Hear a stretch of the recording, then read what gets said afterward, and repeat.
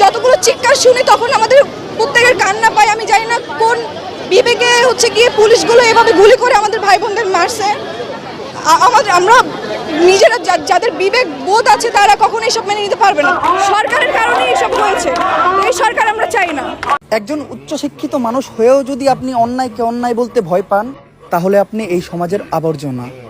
এইবার মাঠে নেমে প্রধানমন্ত্রীর পদত্যাগ চাচ্ছে জনপ্রিয় অভিনেত্রী আরোহী মিম। এমনকি ছাত্রদের পাশে থেকে চিৎকার দিয়ে কি বলছে আরোহী মিম, সেই ভিডিওটি আপনাদের মাঝে দেখাবো। তাছাড়া অন্যদিকে মিরাজ খান কি বলেছে তাও দেখতে পারবেন। এমনকি সর্বশেষ দেখতে পারবেন অন্যদিকে ওমর আবারও ছাত্রদের পাশে থেকে কি প্রতিবাদ জানিয়েছে তাও আপনাদের মাঝে তুলে ধরবো। তাই বন্ধুরা অবশ্যই ভিডিওতে লাইক দিয়ে শেষ পর্যন্ত দেখতে থাকুন।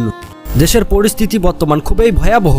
সাধারণ ছাত্রছাত্রীদেরকে যেভাবে গুলি করে মারছে পুলিশ, সেইটা দেখলেই চোখে পানি চলে আসে। তবে আর কতদিন চলবে এই মারামারি বাংলাদেশে? সন্তান হারানো মারা কান্নায় ভেসে যাচ্ছে। তো ইতিমধ্যে এমনই পরিস্থিতি দেখে এবার জনপ্রিয় অভিনেত্রী আরোহী মিম ছাত্রদের পাশে থেকে প্রধানমন্ত্রী শেখ হাসিনার পদত্যাগ চাচ্ছে। এমনকি আরোহী মিম আরো বলে, সরকারের আদেশ ছাড়া পুলিশ কখনো সাধারণ ছাত্রছাত্রীদের উপর গুলি চালাতে পারে না। আমরা এই সরকারের পদত্যাগ চাই। এমনকি যত ছাত্রছাত্রীদেরকে গুলি করে মারা হয়েছে, এমনকি চারিদিকে যা কিছু ঘটছে তার জন্য সবকিছু দায়ী শেখ হাসিনা প্রধানমন্ত্রী। তো যাই হোক বন্ধুরা, চলুন আরোহী মিম প্রধানমন্ত্রীর পদত্যাগ এমনকি ছাত্রছাত্রীদের হত্যা নিয়ে কি বলছে সেই ভিডিওটি দেখে আসি।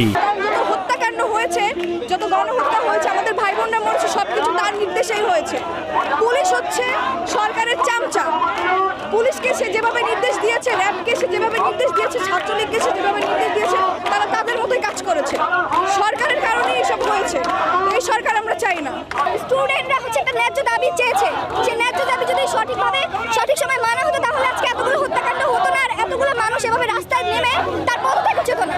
সে নিজের জন্য নিজেই দায়ী। বন্ধুরা, আরোহী মিমের মতো বর্তমান গোটা দেশ চাচ্ছে প্রধানমন্ত্রী শেখ হাসিনার পদত্যাগ। এই সরকারকে আর দেখতে চায় না বাংলাদেশের মানুষ। কেননা ক্যামেরার সামনে পুলিশ যেভাবে ছাত্রদেরকে গুলি করছে এমনকি মারছে, যেটা বাংলাদেশে যে কোনো লোকই মেনে নিতে পারবে না। তো এই সবকিছু মারার আদেশ প্রধানমন্ত্রীর আদেশ ছাড়া কখনোই হবে না। ভাইরে ভাই, ছাত্ররা তো রাজনীতি করতে নামেনি, তারা নেমেছে শুধু তাদের দাবি আদায় করার জন্য।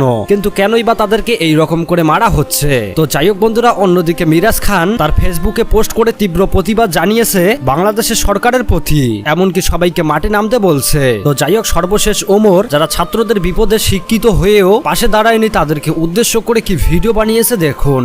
একজন উচ্চশিক্ষিত মানুষ হয়েও যদি আপনি অন্যায়কে অন্যায় বলতে ভয় পান, তাহলে আপনি এই সমাজের আবর্জনা।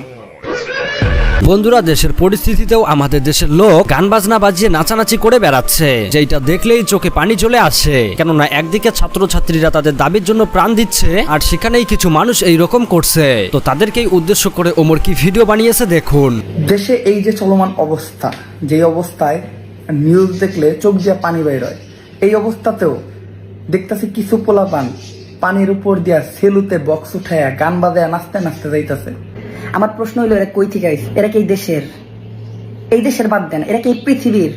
তো যাই হোক বন্ধুরা, সর্বশেষ আপনাদের কাছে একটাই অনুরোধ করব, আসুন সবাই আমরা ছাত্রদের পাশে থেকে এইটার প্রতিবাদ করি। কেননা এই দাবি শুধু ছাত্রদের একার না, এই দাবি গোটা দেশের। এমনকি এই দাবি কোনো রাজনীতি দাবি না। তাই আমরা সবাইকে অনুরোধ করব সবাই ছাত্রদের পাশে দাঁড়ান। তো যাই হোক বন্ধুরা, এই ছিল নতুন আপডেটের ভিডিও। দেখা হবে পরবর্তী আপডেট ভিডিওতে।